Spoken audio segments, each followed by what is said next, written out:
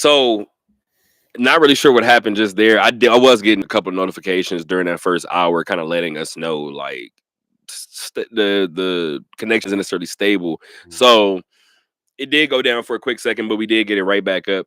I believe Alex talked for maybe 8 more seconds after the stream cut. So you guys didn't miss too much. Everything that he just said about Lindy LaRock, you guys know. He said, what did he say? Yada yada yada, psychopath. Yada yada yada, crazy scheduling. Yada yada yada, Power Five. Basketball sicko. Yeah, basically, yeah. I don't know, man. Oh, and again, you know what I'm saying? You know what's funny? I'm joking right now, right? About like Lindy being a psycho, kinda.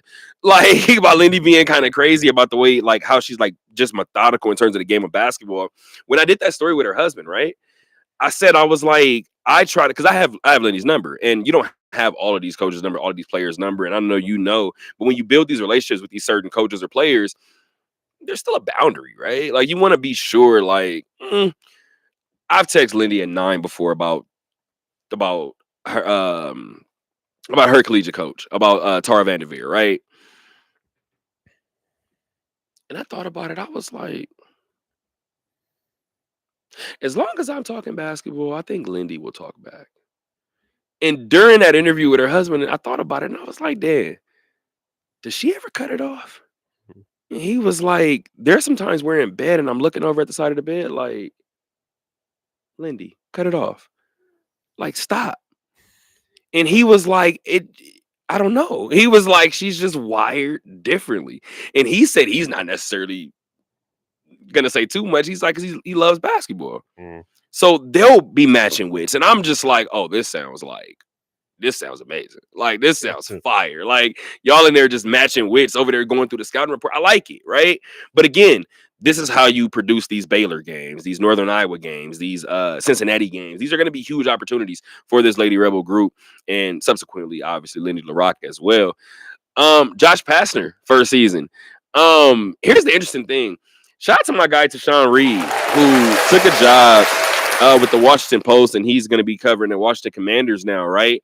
Um, but me and Tashawn have talked before about about his stint here with the Athletic. And he was like, I think he might even said it. He was like, what, 5 head coaching searches, like 3 GM search, whatever it was. He was like, am I the problem? Like, is it me? Like, am I? As soon as I showed up, like, things went left. Alex, how many times have we talked about new head coaches at UNLV in terms of basketball? Are we the problem?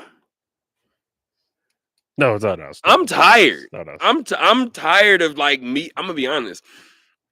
I'm a people person, but like in my personal life, I don't really know if I'm a people person like that.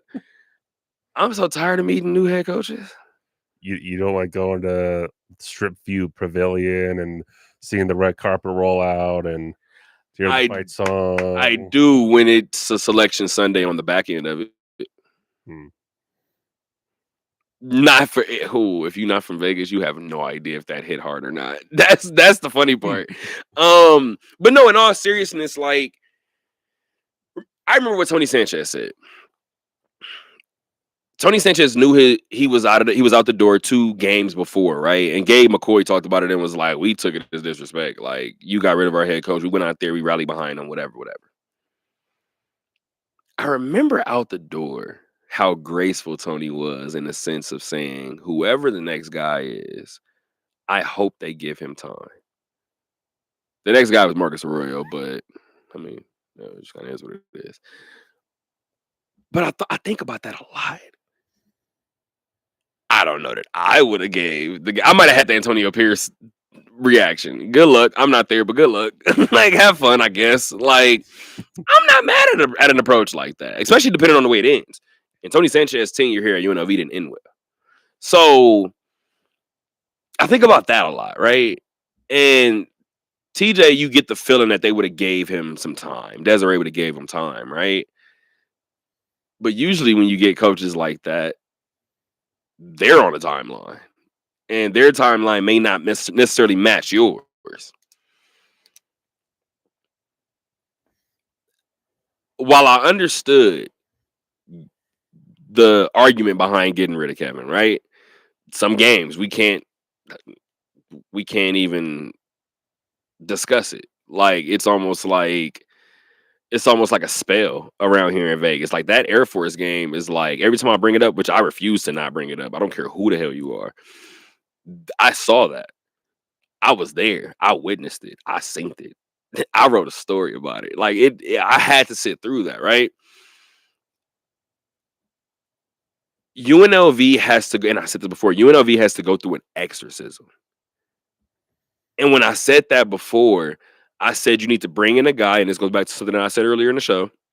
You need to bring in a guy that A, cares about the city, but B, cares about the program and the history of it. And then Josh Pastner gets here.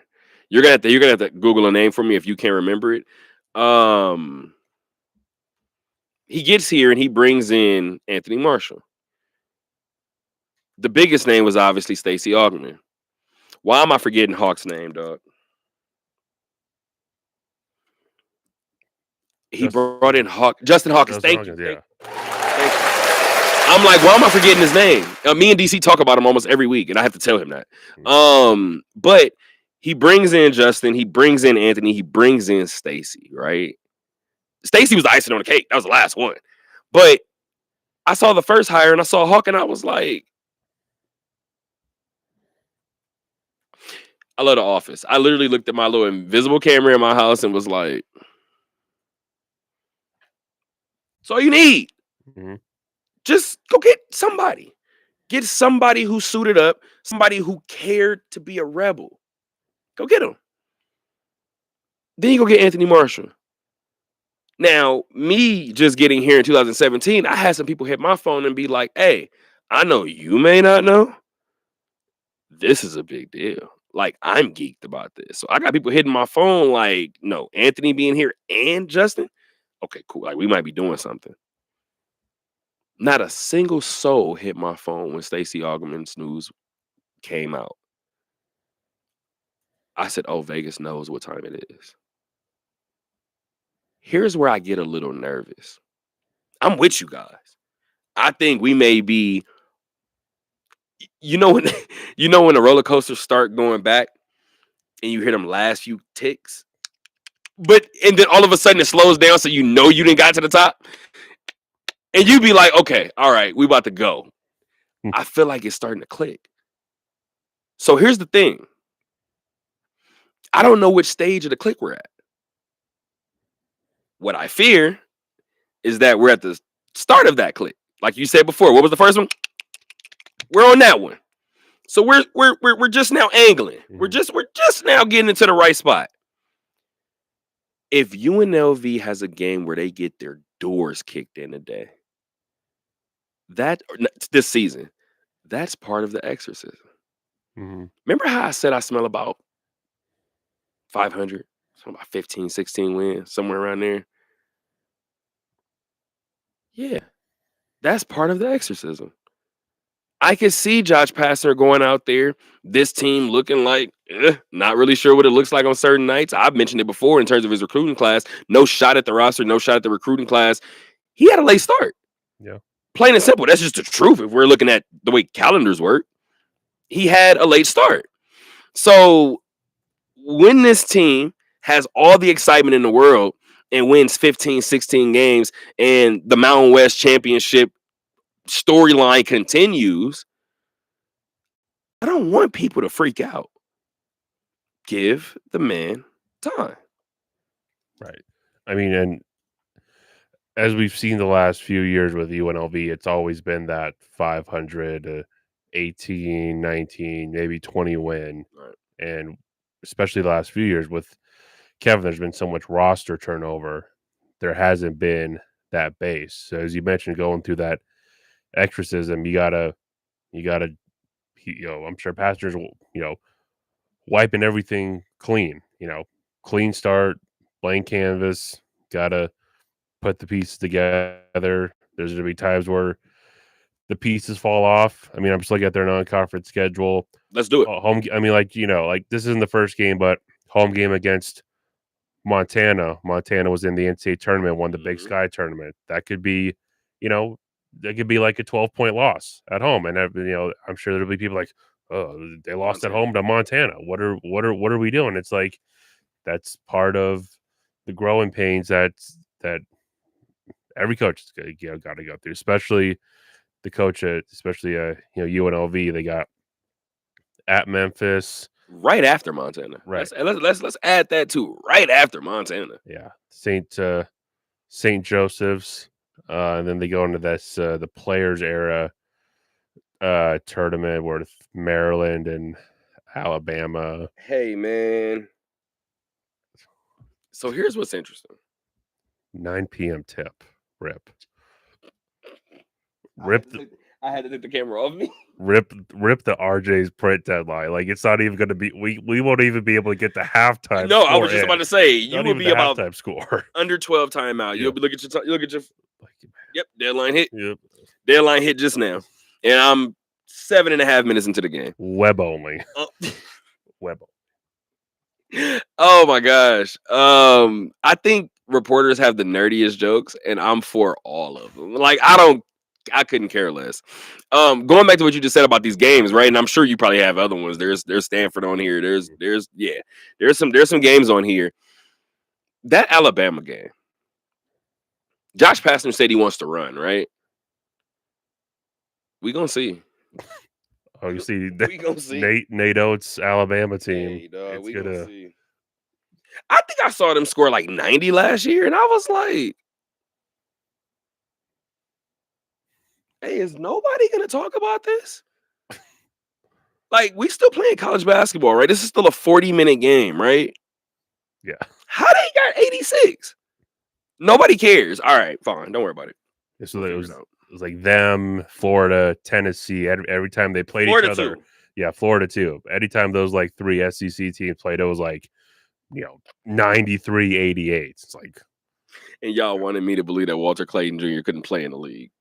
Knock it off. I still don't believe that. But we are into hour number 2, so we said we would get to it. Now we know we had a packed schedule and a packed rundown. When you get to the end of the WNBA regular season in hour number 2, the end of a WNBA regular season that the Aces end on a 16-game winning streak following a blowout victory over the Sparks tonight. WNBA record, 22 made threes in that game. I have my notes. We can do it. Mm-hmm. Why not, right? Thursday night show. Have some fun with it. By the way, I thought I lost this book. And I'm trying to be, and you see me in newsrooms, I try to be pretty big on like not panicking. Yeah. Ooh. I almost lost it, brother. I was looking for this book and was like, no. Like, I have feature stories in there. I have ideas for features. No. I was like, I can't lose that book. But Jackie comes out in that first quarter, and Jackie hits back-to-back threes early, right? She ends up hitting 4 threes in that first quarter. By the time she hit the third one, I said, And I've been saying it for the past couple of weeks, sitting at 14-14, and I have to ask Becky Hammon this question. I probably should have did tonight. 16 straight wins is tied for the second most of all time. The Sparks won 18 straight, I believe, in 2001. And I believe 2014, Phoenix won 16 as well. So the Aces are tied for the second most of all time and will be tied for the second most of all time is regular season win streaks. My question to Becky is going to be, sitting at 14-14, sitting at 12-13 at one point this season, did you know that you were coaching a record-setting team? That has baffled the hell out of me for the last like 2 or 3 weeks. If you told Becky then, even if she believed that they would get out of this slump, that they would set one of those long win streaks, one of these shooting nights would happen, a couple of these defensive nights that they've had against teams like Chicago, teams like the Sparks that have happened, if she knew she was coaching a record-setting team, I got to know what the answer is. I mean, you got to imagine there were points where, I mean, I don't know if she would ever say this, where she was like looking over and writing things down and trying to be like, man, like, are we gonna? I mean, I feel like that was last year. yeah, I feel like last year she was definitely like, we might not have it. Like yeah, this year, I don't know if she ever said that.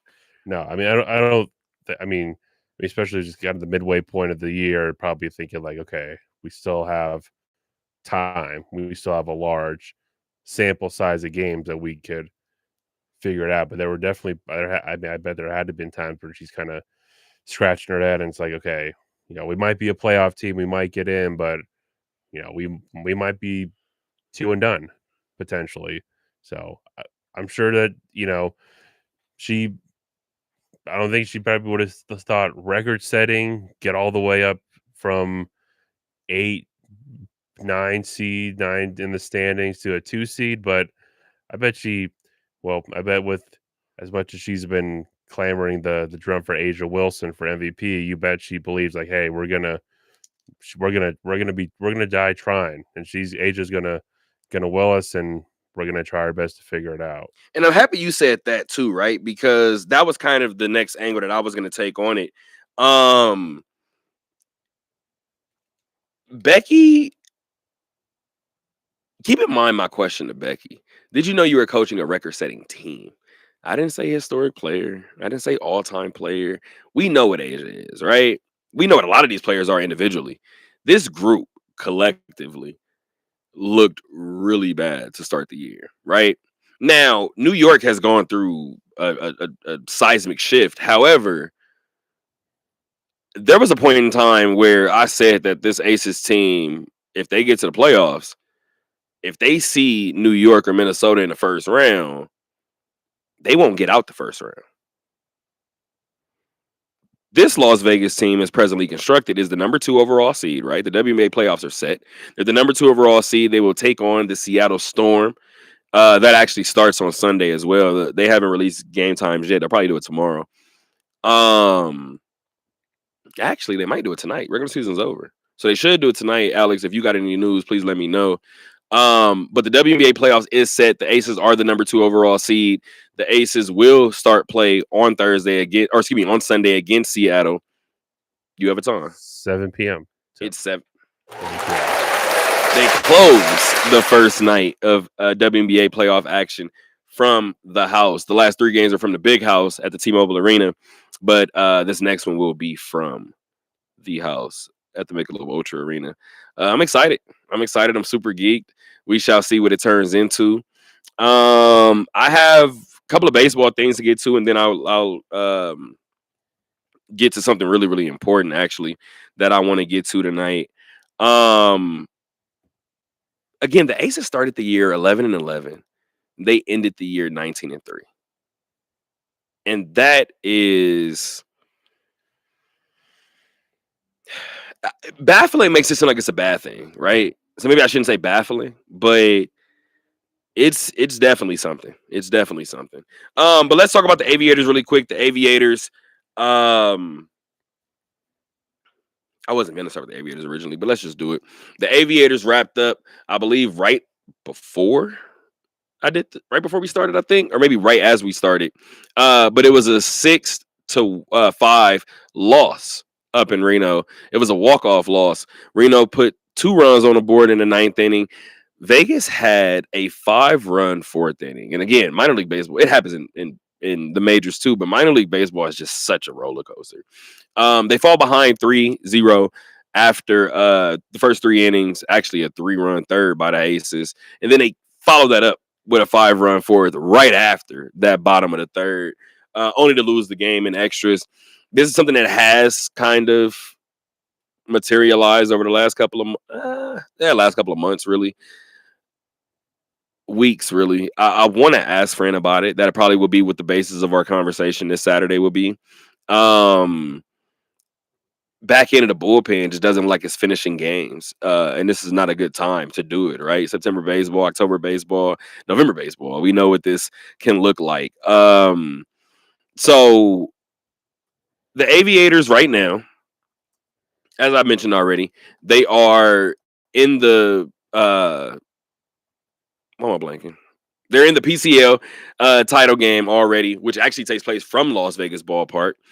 I said title game, but series, I should say. CL series.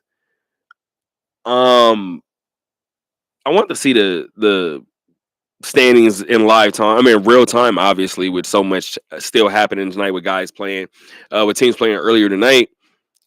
Tacoma still leads everybody, right? With the 42-24 record in the second half. Sacramento's 4 games behind, and then you have Round Rock and El Paso at 4.5 behind. You get this sneaky feeling that we're inching towards Tacoma locking up the second half.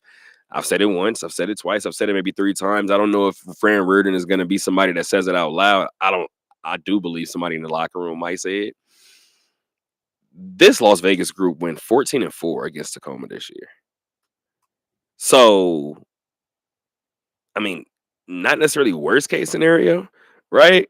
And I want to add too, the Tacoma Rainiers are the AAA affiliate of the Seattle Mariners, a team who will probably be similar to the A's in terms of stripping their group for for postseason play. So it may be a fluctuating Tacoma team as well as this postseason begins to round into form. Speaking of the Athletics, 3 more games up in Reno before the regular season finishes here from Las Vegas ballpark next week. I do have athletic news really quick, and then we'll get to what I believe and deem to be super important.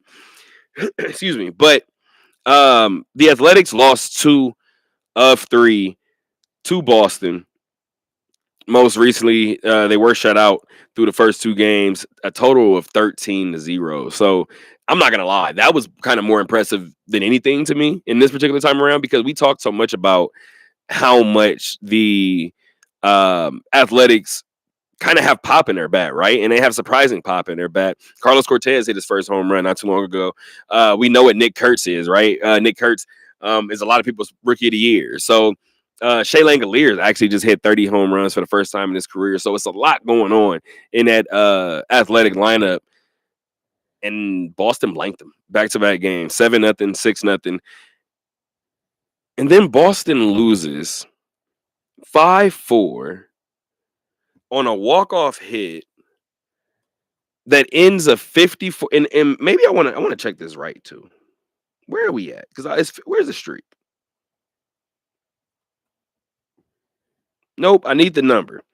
Is it 54 straight? Where is it? Anyway, I'll tell you guys what ESPN has it worded as. But that walk-off single came with Aroldis Chapman on the mound. And I told you guys, Aroldis Chapman may have had a couple of legendary moments in his career, right? Because we saw what he was when he first came to the bigs. And then it looked like he was hittable. And then we saw what he was again. Then it looked like he was hittable.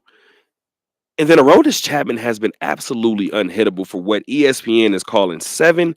Well, actually, what ESPN said was 7 weeks.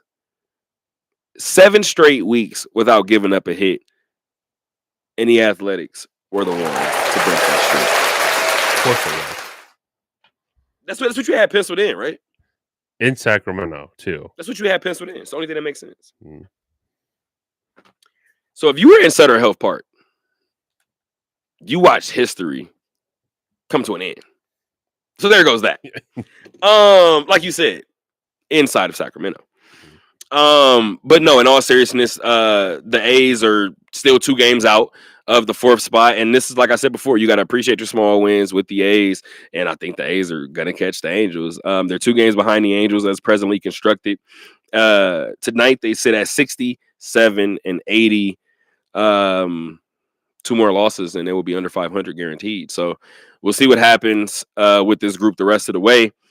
Up next, I believe it's Cincinnati up next, if I recall correctly. Up next is Cincinnati is a 3-game home series which will actually be the back end of this 6-game home stretch for the Athletics.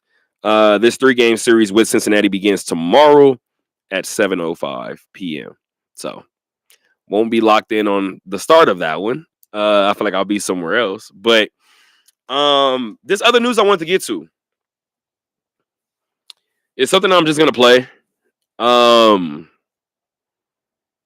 Yeah, man, it's about 2 minutes, but we're gonna let it rock real quick. All right, let's see what we got. Good evening, everybody. A couple questions for Dana.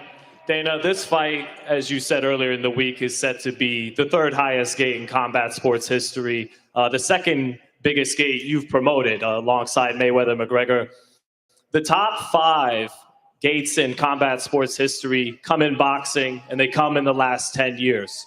So my question to you is, why then do you want to make sweeping changes to the Muhammad Ali Reform Act that is meant to protect fighters to bring about a business model that currently has your company already paid out $375 million in antitrust lawsuits and has 2 potential pending class action lawsuits on the way as well?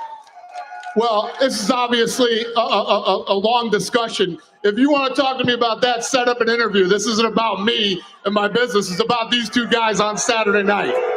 My follow-up, Dana. Earlier this week, the California State Athletic Commission had a hearing about TKO trying to bring those changes to the Ali Act, and it was postponed 3 months. Listen, I get it. You want to showboat right now. Set up an interview with me if this is really what you want to talk about. It's America, baby. If you have questions for these 2, ask them and you can set up an interview with me. Dana, my follow-up is, if TKO can't make those changes to the Ali Act, will you still invest in the sport of boxing? Will you compete in the market?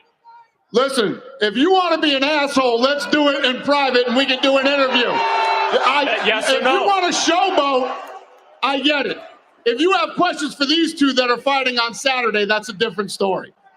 Fight. Canelo's a child. This isn't a discussion to have at a press conference for these 2 that are going to fight on Saturday, 2 legends. If you want to set up an interview with me and ask me these questions, let's do it one-on-one. Sounds and good. You can ask me anything you want. All right. Well, Terrence and Saul, have a good fight. Yeah, you have a question for these 2? No. No? Beat it.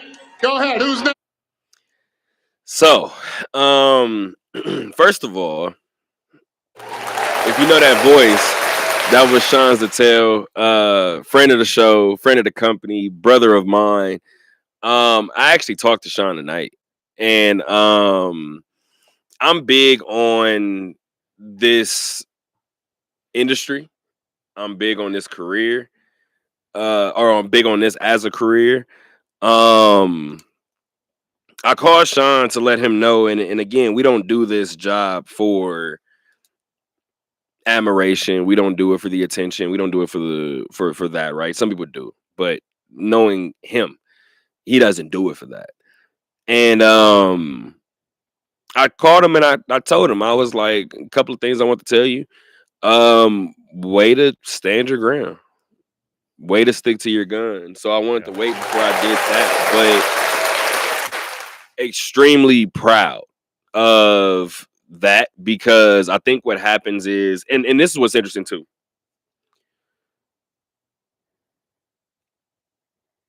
There's a way to handle everything.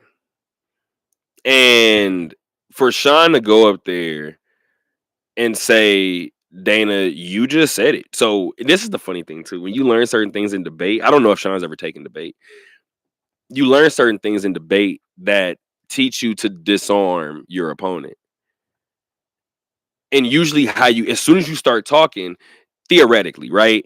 They're ready to respond. Their senses almost disengage when you start by saying, yeah, you're right. I'm right. Their guard comes down a little bit. So he started this by saying, Dana, you just said it. This is going to be the 3rd largest gate in combat sports history. Amazing. Matter of fact, 5 of the greatest, or excuse me, 5 of the what did he say? 3 of the top 5, I think. The biggest gates have come in boxing and have come in the last 10 years. And then he gets to his question. So for everybody that doesn't know this information, Dana, you know it. But for everybody that doesn't, let me preface it with this. And then he asked the question, right? Here's what I'm here to do. I want to let you guys know the difference. The original Muhammad Ali Boxing Reform Act, which was enacted in 2000, is a federal law designed to protect professional boxers from exploitation, coercion, and conflicts of interest within the boxing industry. So, a couple of things that they kind of highlighted was boxer protection, transparency requirements, conflict of interest, sanctioning organization rules, and federal oversight. Right? Now, again, and you know what? Let me give a little bit more if I can. In terms of the transparency, right? The act mandates that promoters provide boxers with clear and comprehensive disclosures of all financial terms in their contracts. That's important, right? I'm gonna give you one more. The original Muhammad Ali Boxing Reform Act, in terms of conflict of interest, it prohibits promoters from also serving as managers for the same boxer to prevent conflicts of interest that could disadvantage the boxer. Here's what TKO and Dana White have presented. They've presented the Muhammad Ali Boxing Revival Act, which will replace federal oversight with the UFC style model, potentially eliminating the transparency and protection for all boxers provided by the current Ali Act. So I'm gonna give you guys what the changes would be, right? Promoter oversight, financial disclosure, and national minimum. So these are the three things that would kind of be the biggest changes to this act.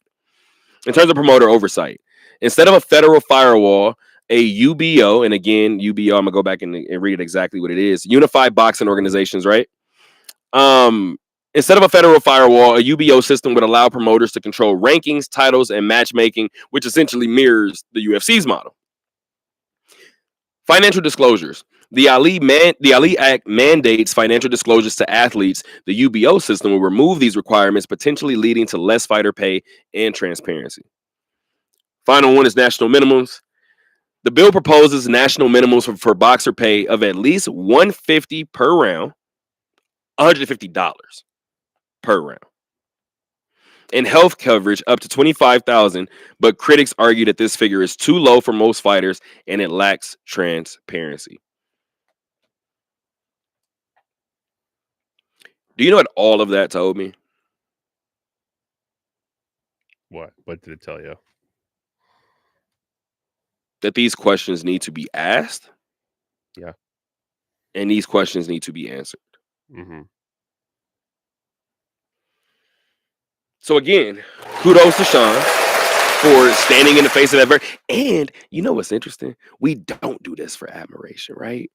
However, you see when he asked that question, and Dana's first response was, well, this isn't about me. The building didn't like it. Yeah. You want to know what else I thought was interesting? The whole time that interaction was going, go back and watch Terrence Bud Crawford's face the entire time. Bud is looking up at that.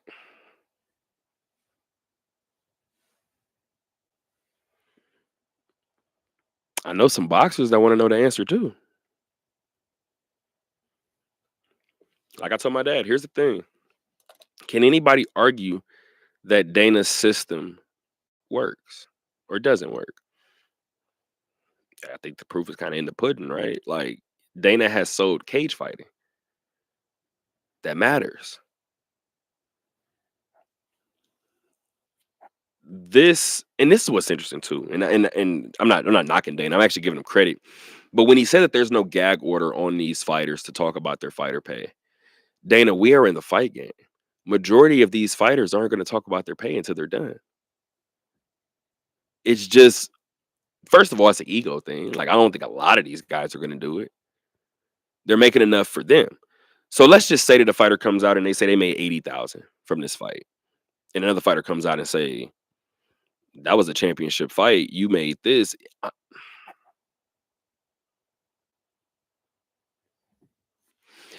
This is what I'll say.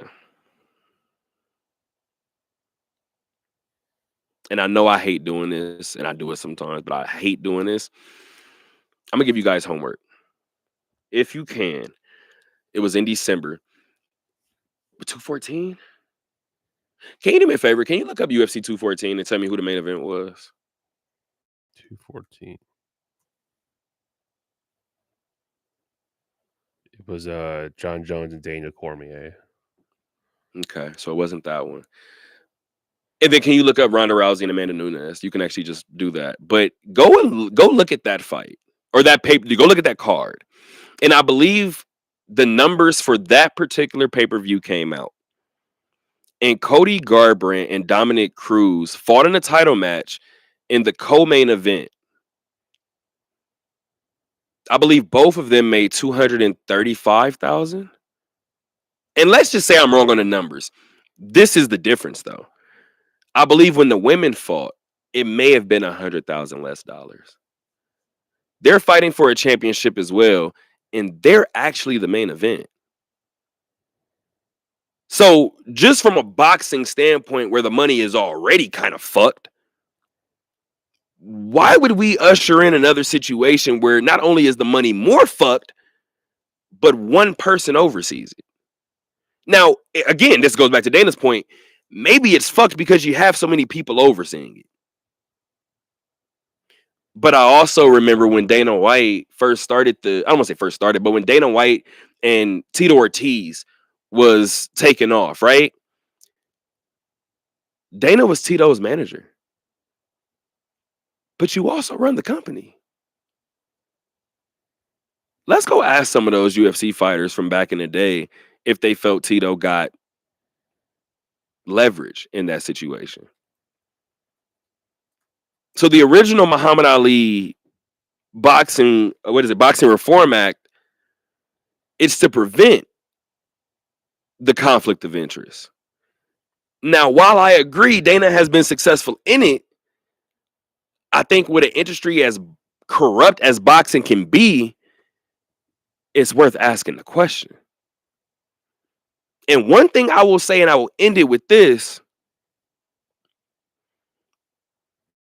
nobody knows better than Dana White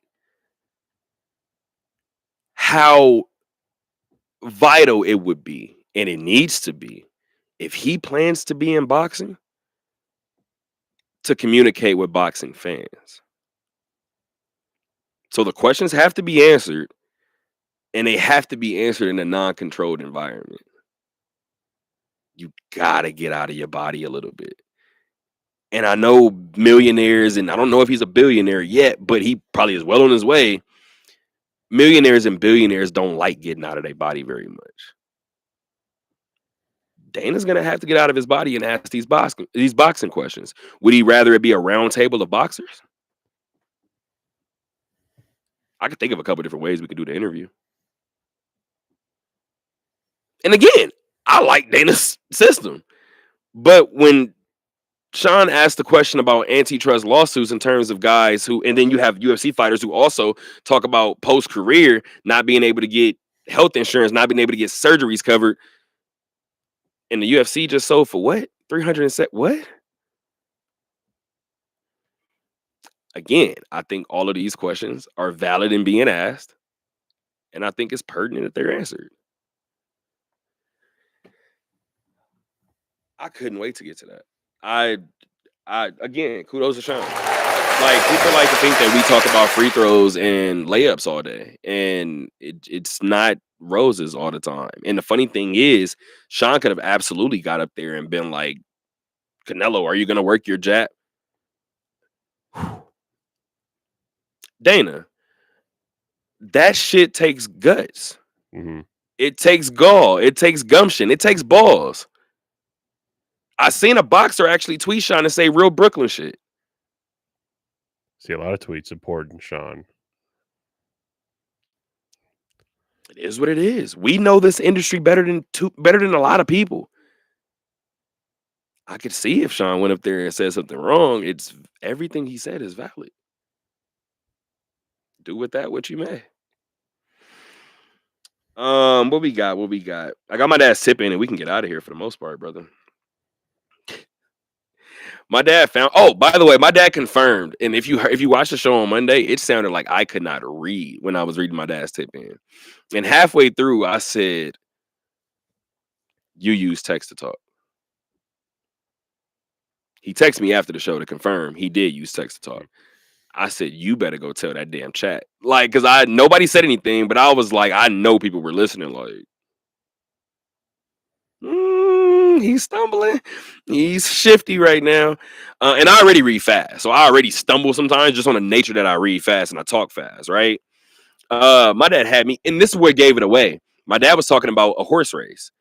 It said raise somewhere in there. And I was like, oh, you did text to talk. Because it's trying its best to keep up with you. Like, I could tell. But my dad told me earlier that he found this sports article of 100 surprising sports facts that you never would have guessed.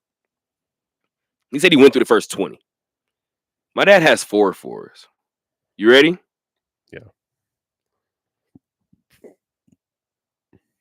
I just read number 4, and it pissed me off. I don't know why I jumped to 4 first, but Alex, let's go. If Wayne Gretzky had never scored a single goal, he would still be the NHL all-time points leader with his assists alone. That whopping number is 1,963. Wow.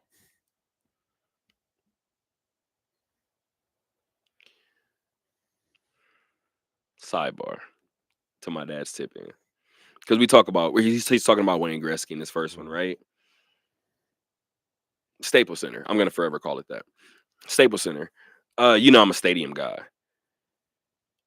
I don't think anybody has a better layout. And I don't think anybody has more, now that I think about it. But I don't think anybody has a better layout than what the Staples Center has.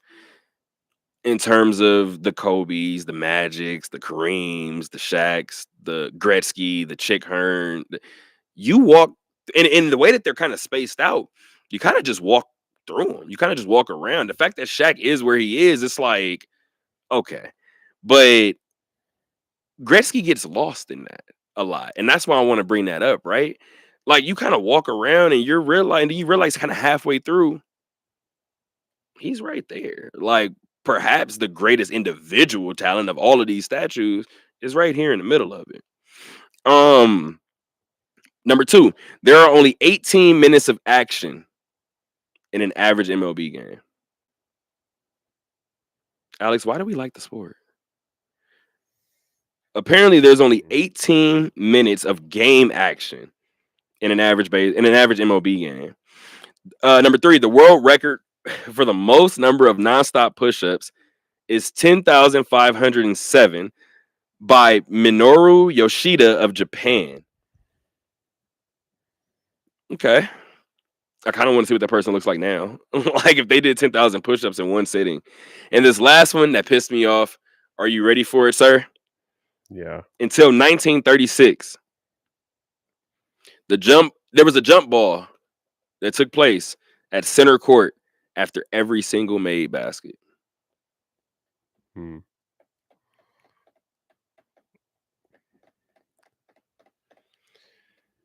That one pissed me off.